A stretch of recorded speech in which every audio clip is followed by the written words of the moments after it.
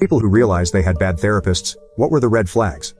1. So I went to child therapy back in the day. But the therapist always had my dad in the room with my sisters and I. Because of that, I was never able to tell her about how he was abusing my sisters and I.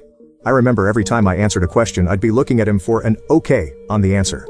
She literally never caught on. 2. I was 13. The therapist was an older woman who upon first meeting me said to my mother that I was on coke. I wasn't. And that my father and or brother were aping me.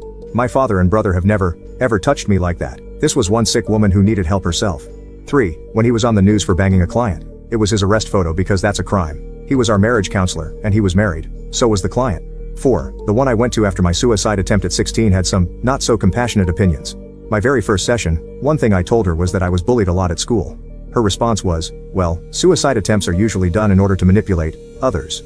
So, since you were capable of that, did you ever consider maybe you were the bully? I really never spoke to her again. I had to go weekly because of my attempt.